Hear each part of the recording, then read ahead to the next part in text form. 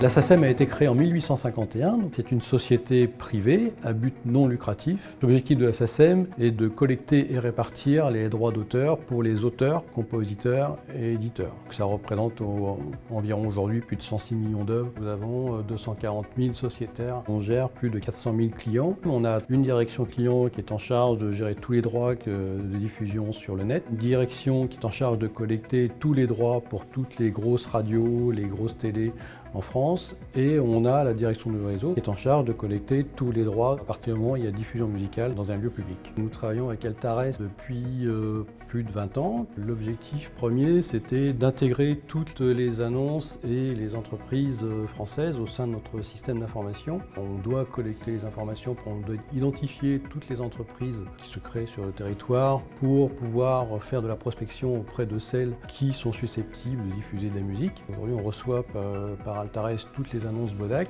qui nous permettent d'identifier d'une part les créations et d'autre part les liquidations, les redressements. Sur Intuit, on utilise aussi les scores, les solvabilités, ce qui nous permet d'identifier la bonne santé d'une entreprise. On utilise d'autres solutions d'Altares puisqu'on utilise InDuty dans le cadre de la loi Sapin 2 pour bien identifier les entreprises, notamment les fournisseurs avec lesquels on travaille. Et une autre plateforme qui s'appelle Finance Analytics qui permet d'avoir les informations sur les entreprises avec lesquelles on travaille à l'étranger notamment. Et puis Altares vient de remporter un appel d'offres pour le traitement de nettoyage et d'enrichissement de nos données qui représente environ 1,5 million d'entreprises pour être prêt en 2026 pour la facture électronique parce que c'est un enjeu pour toutes les entreprises.